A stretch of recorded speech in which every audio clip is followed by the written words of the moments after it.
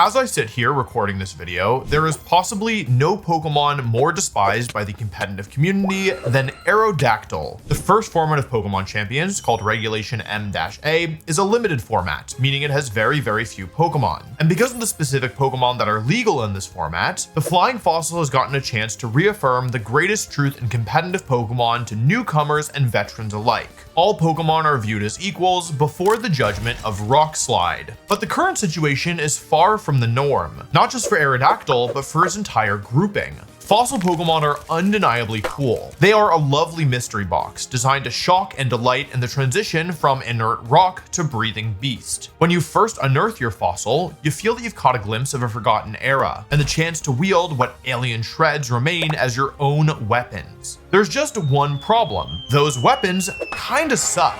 I sure hope fossil Pokemon were winning all of the prehistoric Pokemon tournaments, because I can say with certainty they're not winning very many these days. And by these days, I mean for pretty much the entire history of competitive Pokemon. But why? What keeps these ancient beasts firmly stuck in the past? And what has allowed the few exceptions to overcome their age and hang with the youngins? In short, what made the dinosaurs go extinct? And how can we give them a little life? Well, first we need to identify what all of the fossil Pokemon have in common. So why don't we start at the beginning, with the very sediment from which we summon them. I'm talking about the rocks, baby! More specifically, the rock typing, baby. Outside of the Generation 8 fossil Pokemon, every single fossil carries a trace of its preserved status in its typing. And sure, that rock typing is part of what lets Aerodactyl drop those soul-crushing rock slides on the opposition. But it's also the boulder-shaped weight holding these Pokemon back. Rock is, generally speaking, a tricky type to use. While it is scary offensively, it's much more of a mixed bag defensively speaking. Although its 4 resistances look slightly above average on paper, one of them is to one of the weakest attacking types in the game, Poison, and Rock is tied with Grass for the most weaknesses in the game at 5. Rock is one of only 4 types in the game to have more weaknesses than its combined resistances and immunities, with the others being Ice, Grass, and Psychic. Now, it is true that some of the fossils' secondary typings do some work in closing this gap, and it's also true that some are major hindrances. For example, the oh-so-common rock and water typing renders Kabutops deathly allergic to any vegetables. Forget the paleo diet, put them on the raw meat stuff. Bastiodon looks completely impenetrable until you roll up with Close Combat or Earthquake. And Aurorus doesn't look like it's unbreakable, and that's certainly true thanks to its abysmal typing. In the video I made where I ranked every single type combination, the only 2 rock combinations that even made the top half of the list were Rock and Fairy and Ghost and Rock, which those of you who are very familiar with Pokemon may realize are completely absent type combinations in the fossils. Now, often, rock types make up for the mediocre story told by their typing with a fact that everybody knows. They're bulky, right? Rock hard. Rock hurt when you hit it. Rock types have the second highest defense on average and are only slightly below average on special defense. And this dynamic holds true for the fossils. Most of them have physical defense that ranges from good to downright fantastic, and a select few even have respectable special defense as well. But all that bulk comes with a hefty price. Literally, rock types have by far the worst average speed in the game, a trend that seems to have gone back to the dawn of time. Only the flying types seem to be able to carry that weight. Archeops and Aerodactyl are the only fossil Pokemon with a speed stat over 100. In the modern era, 100 is considered the absolute slowest of the fast category. Like, you will be faster than a lot of Pokemon, but not anything that is especially fast or offensive. And after these two, the next fastest fossil is Kabutops, who has a paltry 80 speed, which is pretty roughed, but downright supersonic compared to Rampardos or Aurorus. And there's one last issue in the stats department, one that contradicts something that I already told you. Their HP stats. These HP stats are overall not good, and this is a big deal because we've been talking about the main advantage of being a rock type as being bulky, but it doesn't matter how high your defense stat is if your HP stat is dog water. So when you put this whole cave painting together, you've generally got Pokemon with a rough typing, big flaws in their stats, who can't compensate very well because they're super slow. Not the prettiest prehistoric picture, and a big part of the reason why has to do with the rock typing. But I don't think that this is the whole story. It's not like every rock type in the game is bad, and we can't paint with such a broad brush when it comes to stats. There are fast fossils and there are fossils with bad defenses. I think that most fossil Pokemon are bad because of what they are meant to convey about the world of Pokemon. Now, I'm something of a fossil myself. I turned 30 this year, but I'm still able to feel cool thanks to this video's sponsor, Raycon. You know what fossils are? Bones. You know what bones are good for? Listening to music?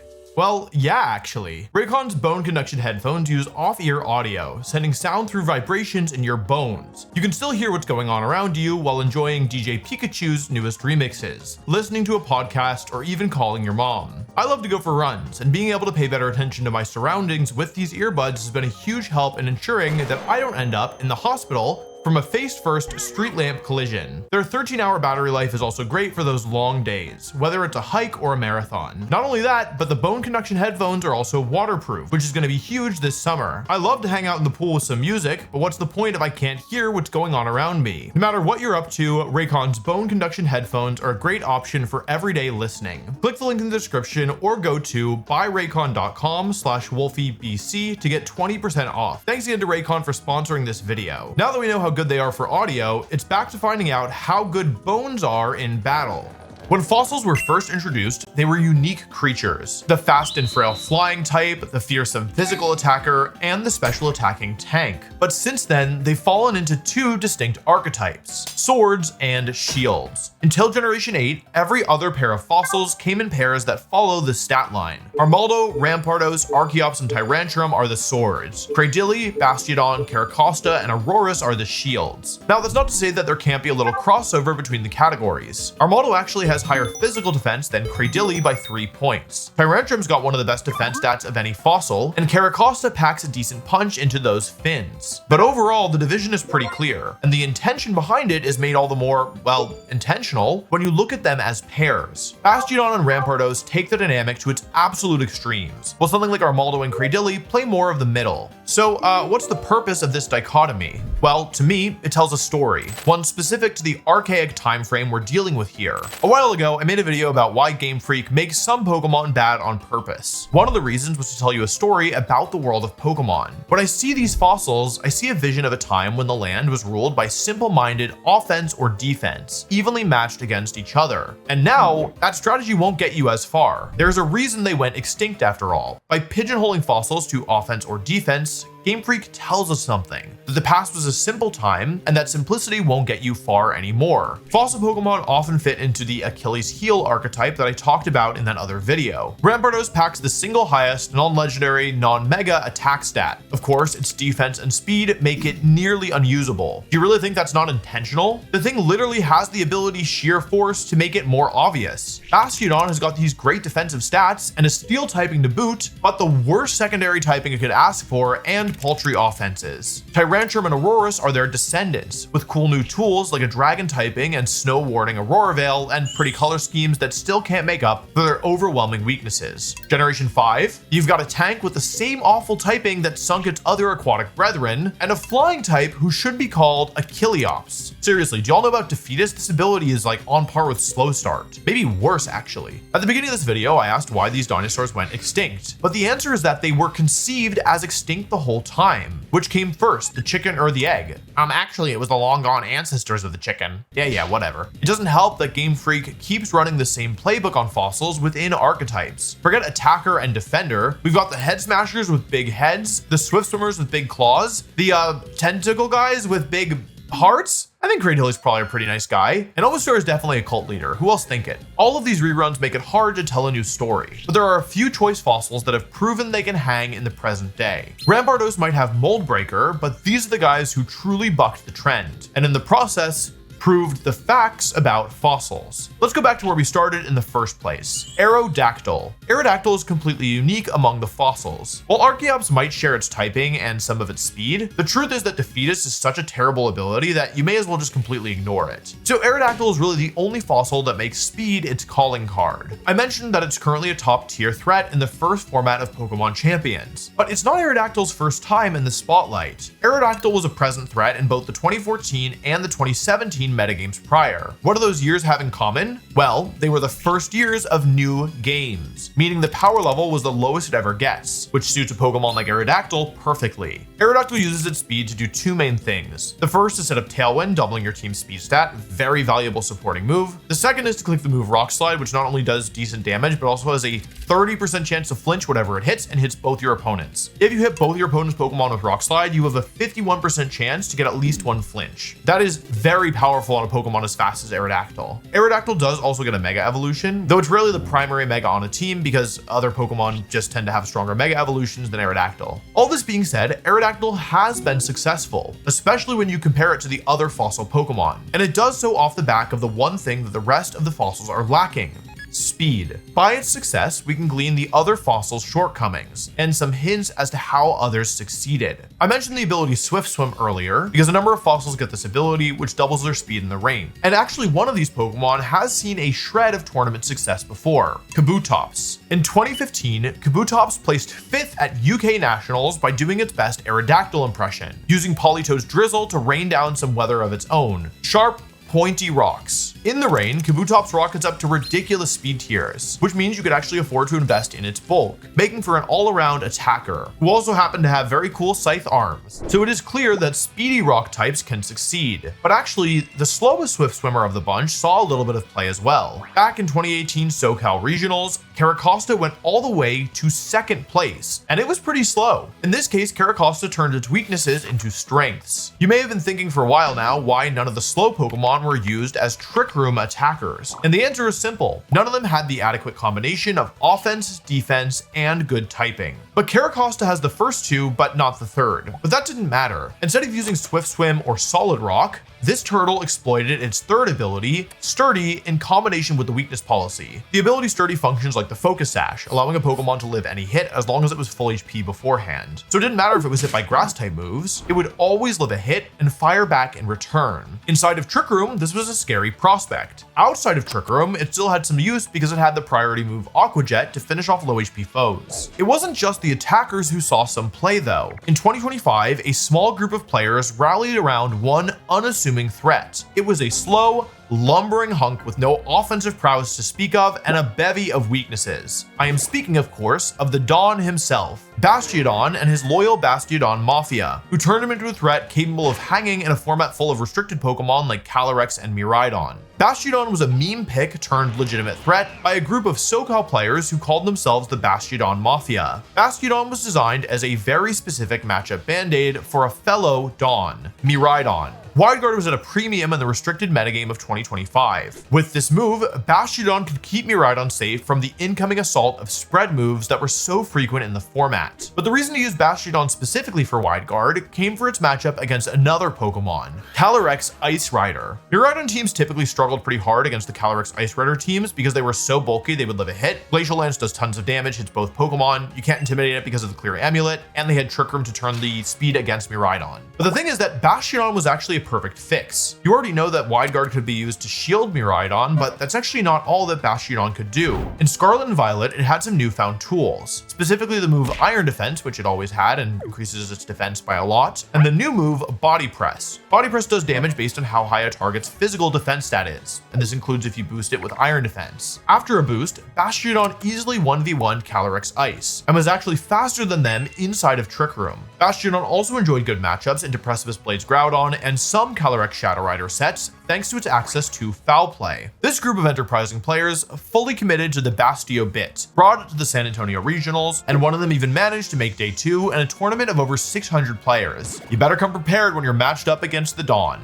Also, I didn't mention it, but terrestrialization is a pretty big deal when it came to Bastiodon, since like one of its biggest weaknesses is the fact that its typing is so bad, being able to change your typing, pretty useful. Bastiodon isn't the only defensive mon with a real result, as I know well, except the other defender isn't one of the Pokemon that we've mentioned before, because it's not a fully evolved Pokemon. This is a Pokemon that I'm actually able to tell you about firsthand, given that I placed top 16 with it at a regional. It's time to talk about the demon known as Laleep. This story begins in 2012. I placed 2nd at the Pokemon World Championships. This earned me an invitation to the 2013 World Championships as well as a paid trip. So while I still wanted to compete in the circuit, the pressure was kind of off. I used this season to build some really weird and wacky teams before showing up to Worlds with one of the worst teams of all time. At one of the first regionals, I decided I wanted to use Laleep. Laleep's grass and rock typing is interesting, but the main reason to use Laleep is the fact that it has the ability Storm Drain. Well, sorry, the main reason to use the Cradilly line is its ability Storm Drain. This ability not only makes it immune to all water water type moves, but actually gives it a special attack boost every time it's hit by one. In more recent formats, this ability is mainly used as a defensive tool, using Pokemon like Gastrodon to shield your partners from Urshifu or maybe Kyogre at times. But back in the day, there were some strategies that made use of this ability offensively. The basic idea is you use a Pokemon with Surf to hit both your opponent's Pokemon as well as your partner, and if your partner had Storm Drain, you give them a special attack boost. The only issue with the strategy generally is that if you're using Surf with a Pokemon, it's probably a water type, and if you're using Gastrodon, who is the premier Storm Drain user, that's also a water type, so you can run into some problems with typing. So I was interested in using the Cradily line, but Cradily was too fast, which is a funny thing to say because it's very, very slow. But for whatever reason, I don't remember why, I wanted Cradily to be slower, and I couldn't do it. Like, it was just too fast. I wanted to use Slowking to use Surf and then have Cradily attack immediately after. There was some Pokemon in the middle of these two ranges that I couldn't underspeed reliably. And then I thought about Lileep. Now, Lileep is on the whole worse than Cradily, but it can use the Eviolite item, which increases both its defenses by 50%, which is a really big deal. And its starting defenses are not terrible, especially when you can factor in Eviolite. Lileep's special attack is also not that far behind Cradily, funnily enough. Like, it is true that it's 20 points less, but like in the grand scheme of things, it's not that much. And most importantly, Lileep is extremely slow. It is 20 points slower than the already slow Cradily. So the basic strategy is I'd set Trick Room up with Slowking and then start using Surf, boosting up my Lileep. Lileep had Recover so it could heal off damage. And if the opponent tried to play it slow and stall out my Trick Room, well, they weren't stopping Lileep from getting boosts even if they protected or switched well. This was the theory. The problem is that in practice, I messed up the speed set of my Lileep. I made it too slow. And so like the basic strategy didn't work because you wanted to use Trick Room and then Surf and then attack with Lileep. Like, you wanted Lileep to be slower than Slowking inside of Trick Room, but I had the wrong nature or something on it and I didn't double check before the tournament. And so the actual order was I'd set Trick Room up and then Lileep would attack and then Slowking would attack, which is just terrible. So basically the strategy didn't even work and it was kind of stupid in the first place, but it is funny. And I did finish top 16. I might even been 9th place, maybe, or 12th. I don't know. I did pretty well, all things considered. Okay, so what do we learn from these fossils' success? Well, my main takeaway is this: you got to get with the times or get left behind. And by that, I mean that the min-max strategy of the past still doesn't really work. I don't think it's a coincidence that Kabutops and the Cradily line hit the top. The Cradily line is some of the most balanced stats out of any of the fossils, and Kabutops was able to achieve a similar stat spread thanks to Swift Swim letting it invest in bulk rather than speed. Bastiodon was useless as a full-on defender until it was granted access to Body Press, giving it that same mix of offense and defense that has been critical to every successful fossil except Aerodactyl. Well, almost every successful fossil. So far, we focused on a very specific subset of fossils, the rock types. Every flaw and every fix has trailed back to that typing. The swords of the group had to adopt some defense, and the shield had to find a way to throw a punch. But we haven't yet talked about the Pokemon Sword and Shield fossils. It's time to introduce the fossils that left the past behind, a group that break with tradition in the daring pursuit of the new, and that includes the single greatest fossil to ever do it. Introducing my dear friend and the best fossil Pokemon of all time, Mr. Fish.